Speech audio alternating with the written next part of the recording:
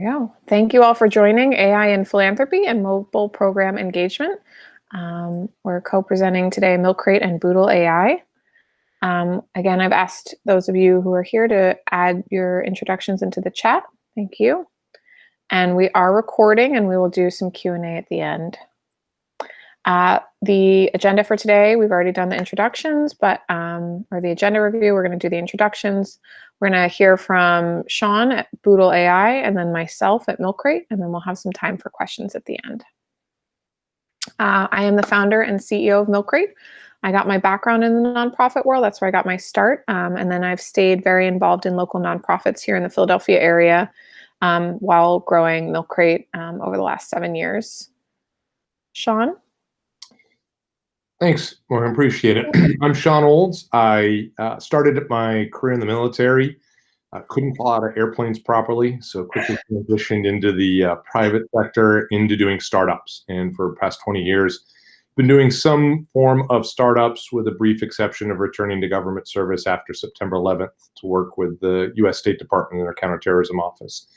During the 25 years since I graduated from West Point, though, I have always served on some sort of nonprofit board. Started out in the youth education space and has also included several veteran service organizations, as well as to start my own veteran service organization.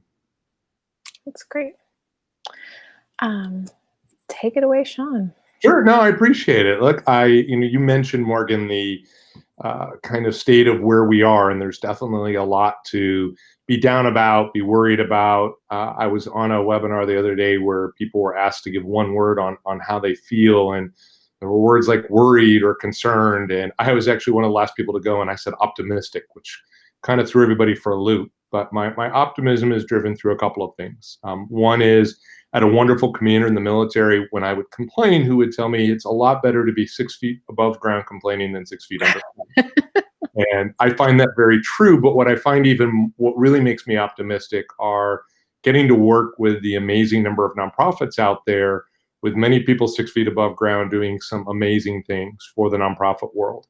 And while most of the world in the news is wrapped up in COVID-19, the reality is a lot of the nonprofits that existed before COVID-19 and the issues they dealt with are still here. It's not as if in January, homeless people found homes and starving children got food.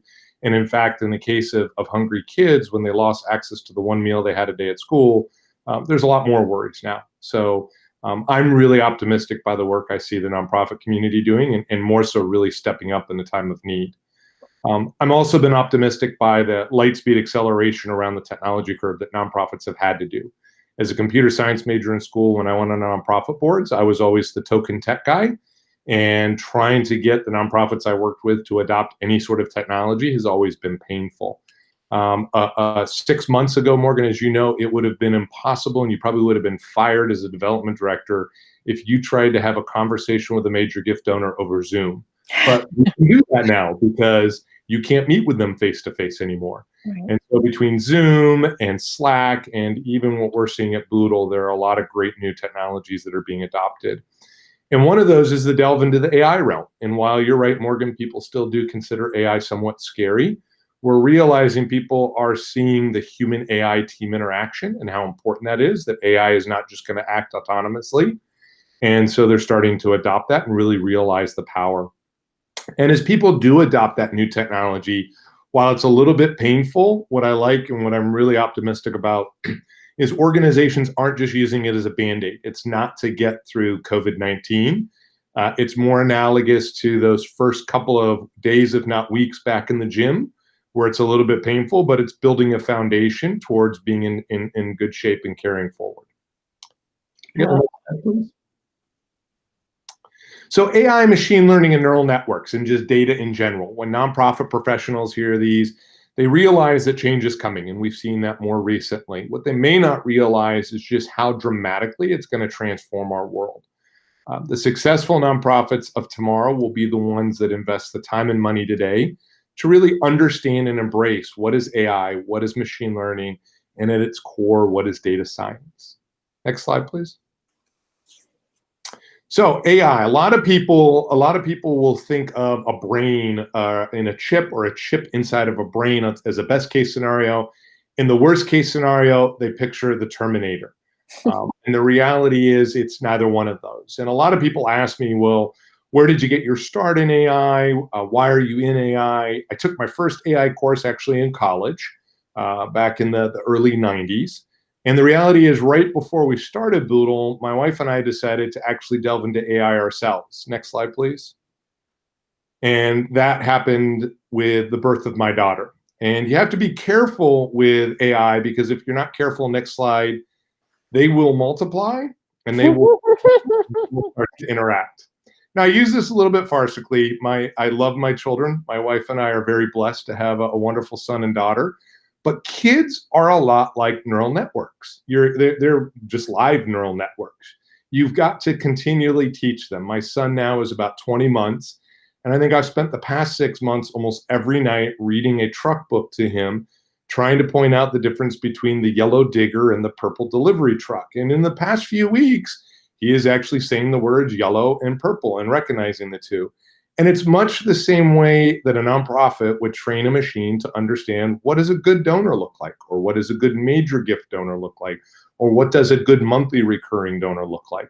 It's through that repetition that they start to recognize that and then can carry on their own. Next slide, please. I'm going to talk today about AI as it relates to fundraising, but I want to set a stage and really encourage people to look more at AI and philanthropy in general. Because the reality is that AI and fundraising is just the tip of the iceberg. The reality is there's a whole area of AI within philanthropy as to how it gets applied programmatically that is much larger, much more in-depth, and frankly, much more powerful. And the irony is the more that nonprofits use AI and programmatic means, the more that donors are going to be comfortable they're making an investment and not just throwing money at an organization. Because you're going to become more effective and more efficient in using that in serving your overall mission, which at the end of the day is what donors want to know. Next slide, please.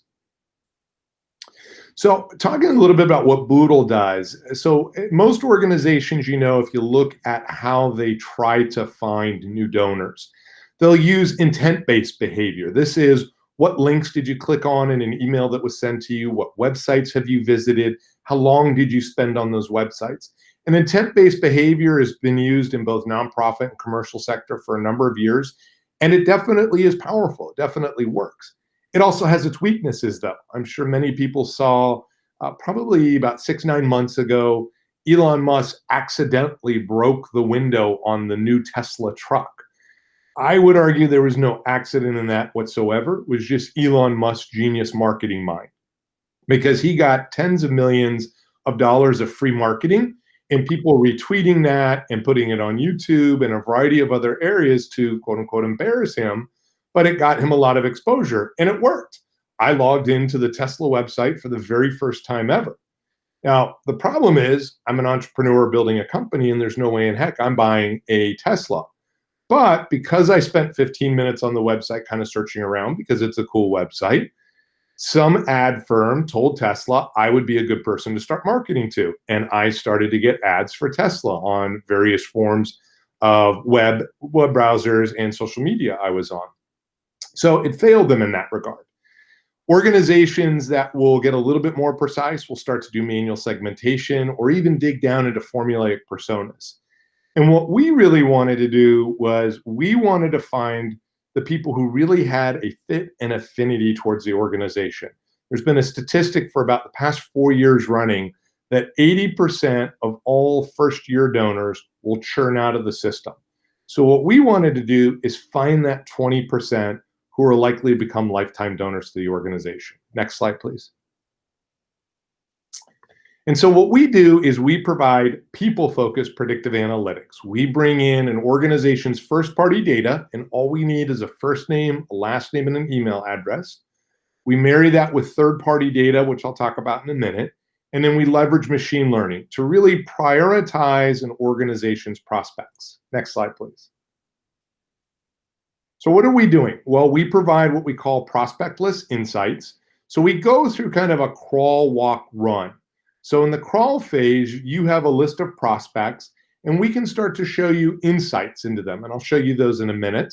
We provide instant guidance. This is the walk phase. So a lot of organizations don't have data on what a good direct mail user looks like, or what a good monthly recurring donor looks like. And so we've built a series of models, which we call guide-ons, that any organization can use because we've built it from third-party data, not client data. And then finally, we build what we call custom guide-ons. So these are our bespoke predictive models. These are built from a client's data. They're not shared with anybody but the client. And they're very precise because they dig into what a organization's own donors look like. Next slide, please. So how do we do this? Well, we start by looking at a prospect list. Advance one, please, Morgan. That prospect list could be anything. And one more advancement, please. It could be part of your house file. It could be prospect list you have. It could be an email distribution list that you've never wanted to reach out to because you don't want people to unsubscribe. Or it could be a direct mail list, which a lot of people know in cold prospecting, you're getting about a 1% return. There's 99% there that aren't of value. And what we do is we start our patent pending process through identity resolution. And so we go in and we find that the Morgan Berman that's in the donor database is the Morgan that lives in Philadelphia and not the Morgan that lives in, say, Boise, Idaho. One more advancement, please. And then what we do is, and one more, please, we map Morgan out to a third-party database, actually 3 of them that we have access to, that contains 240 million adult Americans. And we bring back over 550 data points that really describe who Morgan is. So where she's lived for the past decade, where she's worked for the past decade, voting records, credit card transaction data, who she's donated to both philanthropically and politically, but all things that define Morgan and everybody else in that prospect list. An advance one, please, Morgan. And what that allows us to do, and one more, I'm sorry, it allows us to see just some basic insights. So for having just obtained a first name, last name, and an email address from the organization, we can return to them a heat map of the United States of where those prospects are. We can show them a wealth rating. We can show them a giving capacity. We can show them a gender breakout, an education breakout, as well as a generational breakout. Imagine you're about to send to a direct mail list of prospects, say 50,000 people. You're going to spend the typical probably 25 to 33 cents on printing and postage. And we can show you that 80% of the list is under the age of 40. Probably not the best list to send direct mail to. So help weed out a lot of those people who might not respond to your direct mail piece anyways. So these are just the prospects we start with. Now, what we started to realize, another advancement, please, is that a lot of organizations didn't have the bespoke data we needed to help them build our bespoke custom guide-ons, but they knew what they were looking for. They knew that they wanted people who gave to veterans causes or to healthcare causes. And so, as I mentioned, we have access to the giving data of 240 million Americans. We were able to start building what we call these instant guide-ons, and these go into a library. And literally, we're adding to this library every week because customers come to us and say, hey, we would like X. And if we've got the giving data on it, we build it and we put it into the library so that our customers have access to it at any point in time. Next slide, please. And then ultimately, what we go towards, one more advancement, is, of course, the custom guide-on. And this is really taking an organization's own data. So whether it's just saying, hey, here are a set of my best customers, or hey, here are a set of my monthly recurring, my major gift, whatever types of donors you want to get more of, we can take a set of them, train the machine, and then the machine builds a guide on. And now you take that prospect list. So for example, universities that onboard with us, one of the first things they always want to do is a major gift guide on. So a university that, say, has 10,000 current donors, 1,000 of which are major gift donors, will take those 1,000 donors, they'll create a custom guide on with it of what a good major gift donor looks like, and then they take the other 9,000 current donors and feed them in to start to prioritize who the development team should be reaching out to as most likely to convert into a major gift donor. And what you see at the bottom of the screen is the breakout. We break them out into A, B, C, and D for them. They can pick what the A, B, C, and D is. We have it set in this particular example for a default of 5 and 10% for the A's and B's. And what's key and essential is what this is doing is prioritizing. It's not saying that everybody that's in an A and B is going to donate, but it's telling you that those people are more likely to give.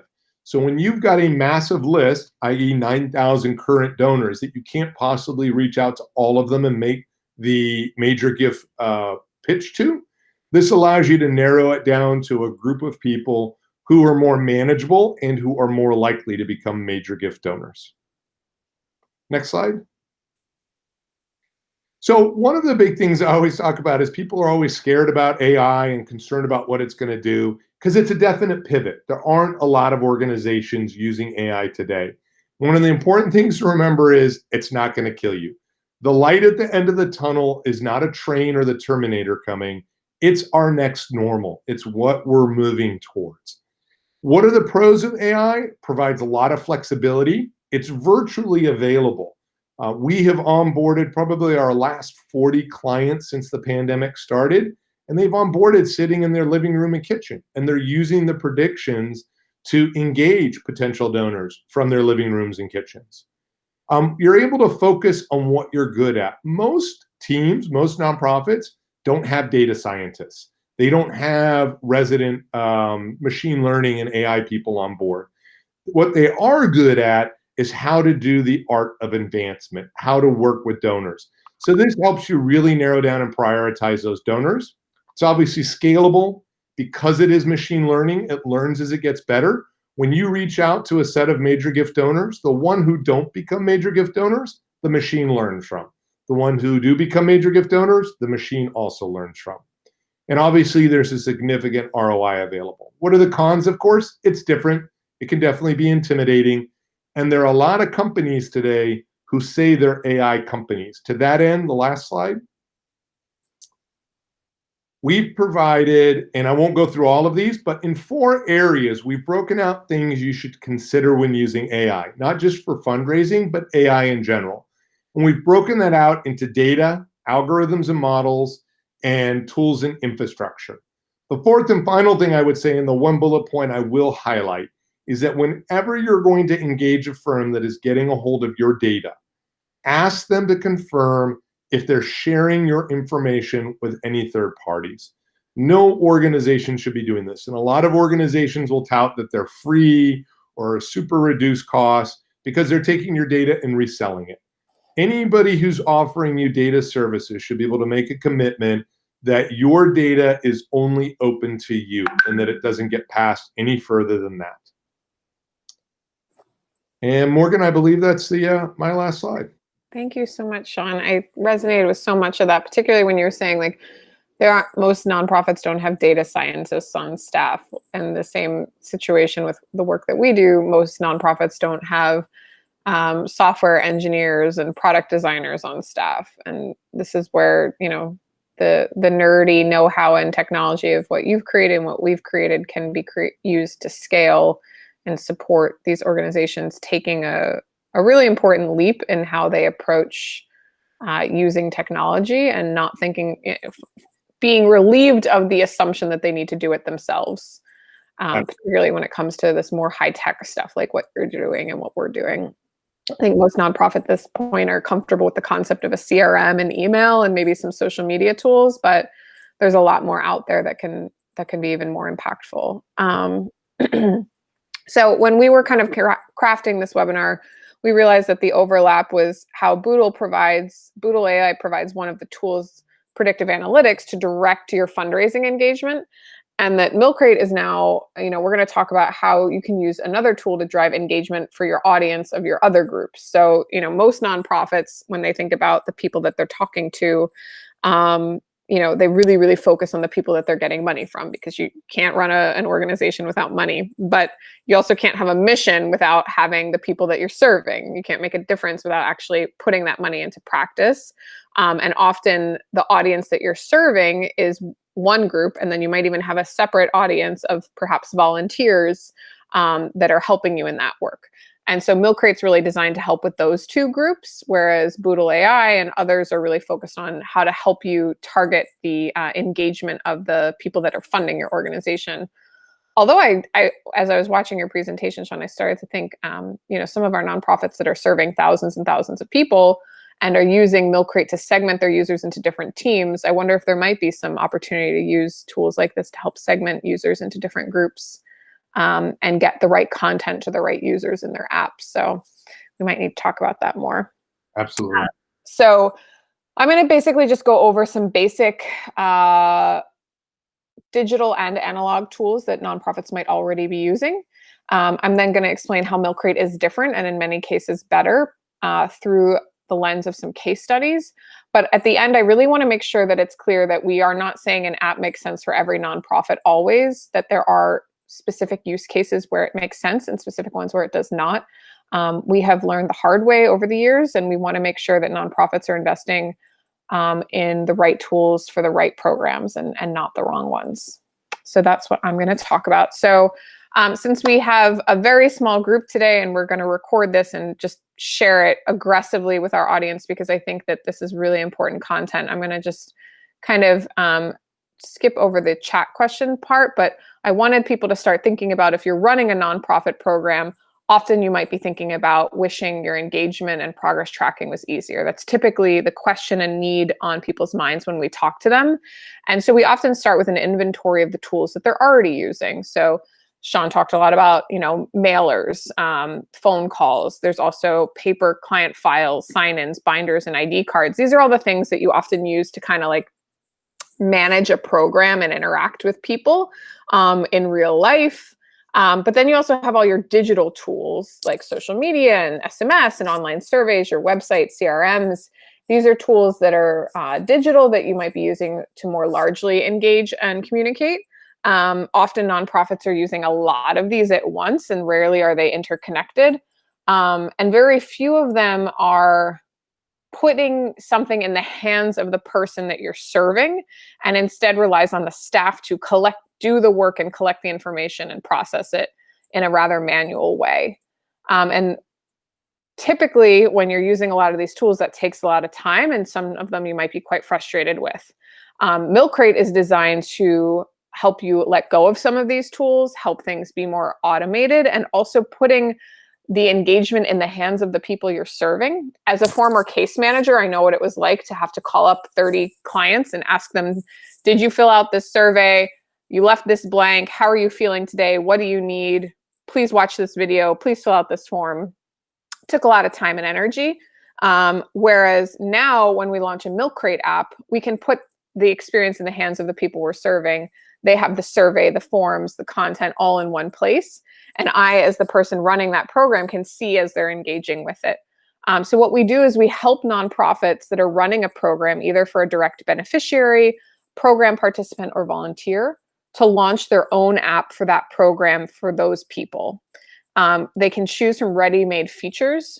So things like templated surveys, an events calendar, a directory, challenges of content to complete at certain intervals. All these features are ready to go and pre-made, so you don't have to build them from scratch. You don't have to become a UX designer or a developer or hire one to do it. It's already ready. And then on the back end, in the dashboard on your computer, you can manage your users, manage your content, generate activity reports, and see what your people are doing as they're participating in the program or volunteering. We really focus on the middle stages of the nonprofit program lifecycle. This is this concept that we've kind of observed over the years, that typically when you're working in the nonprofit world and you're running a program, your first step is getting people in the door. And boodleAI is one of the things that really helps make that easy, especially when you're talking about from the development side. When you're trying to get people in the door to participate in your program or your organization, not as a donor, but as a volunteer or a beneficiary, there's all sorts of different things you might have to do to get them in the door. But once they're in the door, how do you continuously reach them? Are you having to call them every week? Are you having to get them to sign up for an event through an email blast every week? All of these things can be really time intensive. And then you need to know, how is it going? Did that, volunteer continuously engage over the course of 6 months? Or did that program participant complete all the steps in the program? And so MilkCrate's really focused on these middle stages that come before the final phase of endorsing who did well and also getting the endorsement of your funders. So in this is a very recent quote we got from one of our clients, because what's been going on in the world in terms of quarantine and social distancing and organizations having to really change how they operate. We've been seeing how the shift to digital tools like MilkCrate has helped nonprofits as they can't interact as much in person as they normally do.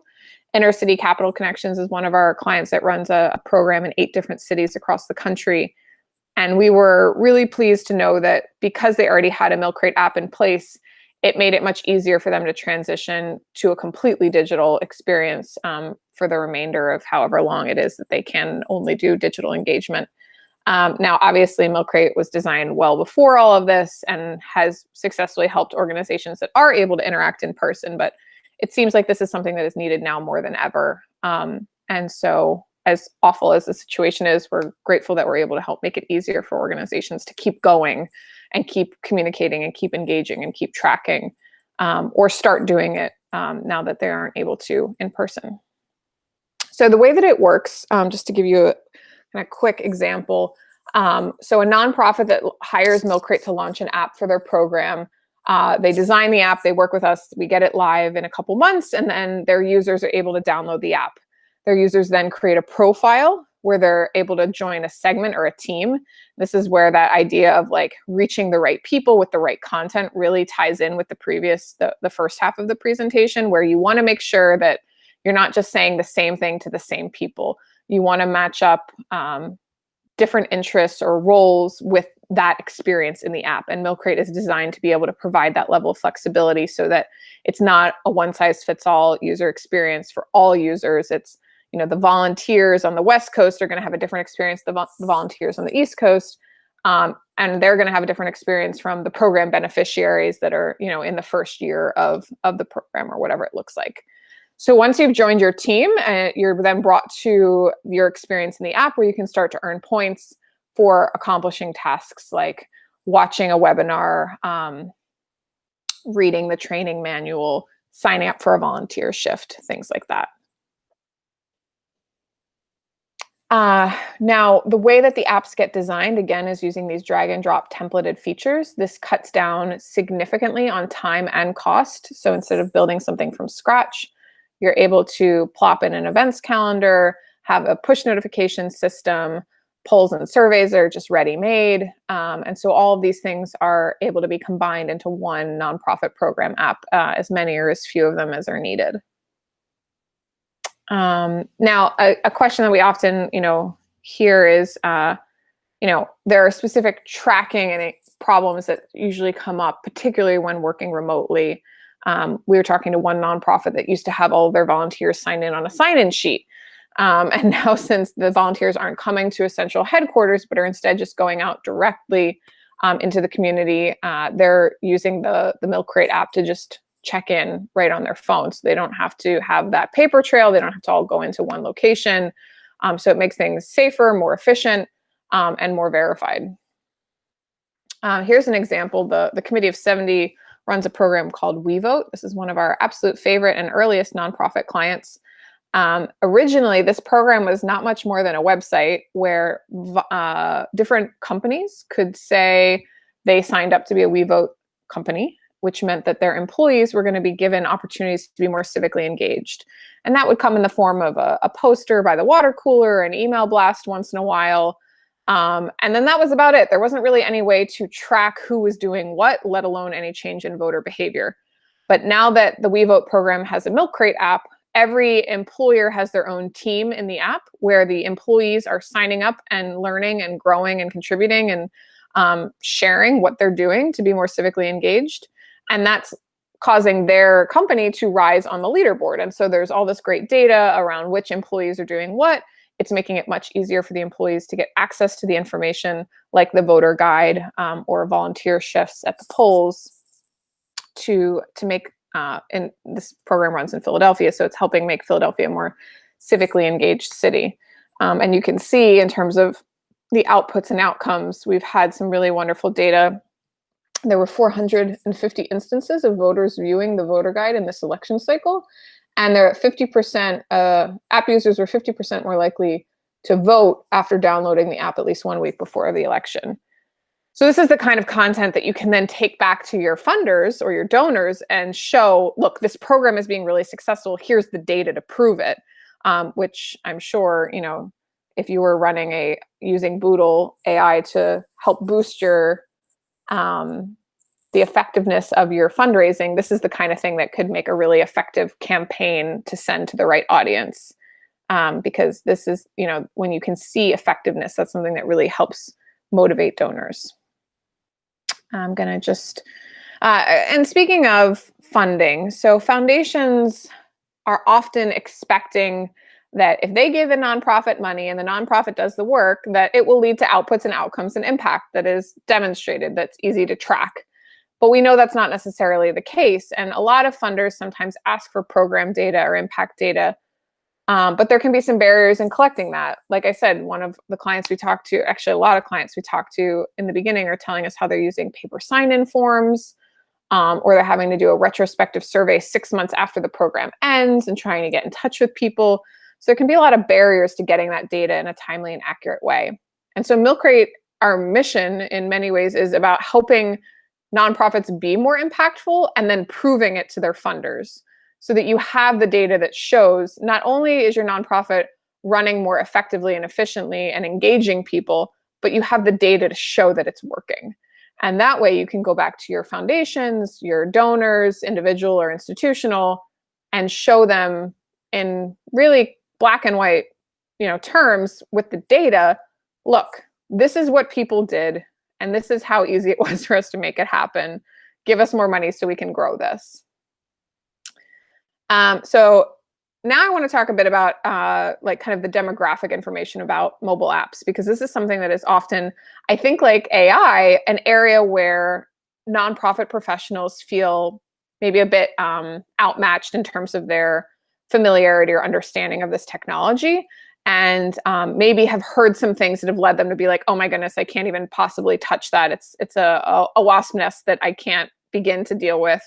It's too complicated for me. And in fact, there's some really simple data out there that I think makes it much clearer that mobile is not something to be scared of and is something to be embraced. It is not a niche part of the market. It is in fact now the majority of people and the way that you can best reach them.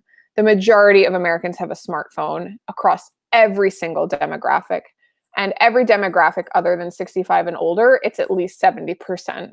Actually 71%. So I think that this comes as a breath of fresh air when I share this data with nonprofit professionals, because they realize that their hesitance to invest in mobile is not justified, and it's something that they can let go of and actually get excited about, because it's a way for them to more effectively do their jobs and the right area to invest in. Now, I'll give an example of a nonprofit that's running a volunteer program that perhaps kind of reflects some of this data, which is that volunteers who are going out into their community to promote reading and literacy for young children, often an older demographic, and they used to have to carry around a 4-inch binder of all the materials to share with families. But now those volunteers, the reading captains, are able to have all that information in the palm of their hand, and it makes it much easier for them to do their job and to track which reading captains are promoting content most actively in which neighborhoods, which leads to the kind of information that the nonprofit really needs to show impact in terms of literacy scores by neighborhood. So we're really proud of that work and this client and the kind of impact that it's having in terms of children and literacy in Philadelphia. Now, this is this last part where I want to talk about when does an app make sense? Because again, it doesn't make sense for every nonprofit, but a lot of volunteer programs, a lot of training programs, a lot of direct beneficiary work, it can definitely be a good fit. So if you have a goal to better engage your program participants and track data, if that's like important to you, that's a really good signal that we're a good fit. Another one that I really push hard is that there has to be a significant value to the end user. You can't expect to build an app that's just kind of a composite of information that you would think people would somehow magically want to open on a regular basis. That's what your website is. People don't go to your website every day to learn about your organization. They go once or twice, and then they, take the call to action to either donate or enroll, and that's basically their relationship with your website. Your app has to be something very different from that. Your app has to be about guiding them through an experience that's supposed to happen over a long period of time, where they're supposed to be taking action and doing things on a regular basis. So they need to be already enrolled in a program where every week they're supposed to watch a video or answer a poll question, check in at a location, sign up for a service project. That kind of behavior has to be made easier and more accessible by use of the app. If that's the case, then your users will download it and keep using it. If it's not, then they won't. And we want it to be successful, so we really need to have that figured out ahead of time. Strategies that are valuable and exciting to your users, like visual progress and gamification, those are things that help make it successful. There has to be value to the staff, so making it something that helps them do their jobs faster, more effectively. If that's found to be a possibility with implementing a MilkCrate app, then it's more likely to be successful. So we definitely want to find value to making it easier for the staff to do their jobs. And finally, the value to the funders, like we talked about earlier, that there's that transparent success data that they're looking for, so that they can feel confident that they're putting their money in the right place. My most simplified version of this is, if you need consistent engagement data from your audience, and consistent engagement and behavior data, if you need both of those things, it's likely that an app is a good path, and that MilkCrate can be the cost-effective and time-effective way to launch one. Now, if you've ever explored an app, you may have found that it can be expensive, time-consuming, or beyond your expertise, which is why MilkCrate is set up to be so much more affordable by being based on templated features, as opposed to building every single thing from scratch. We're also very exclusively focused on the needs of nonprofits, so that we've built the right templates to solve those problems. And this makes it so that we can launch things in weeks or months instead of years, because again, this is all template-based, and we have a client success support specialist who makes it really easy and hold your hand throughout the whole process. We work with a ton of different types of nonprofits. These are some of them. So it is a diverse range, but as you've hopefully seen, that the need for this technology spans a lot of different causes and areas, because the mechanics that are needed, communication, engagement, tracking, those are cause agnostic. So thank you all for being here today.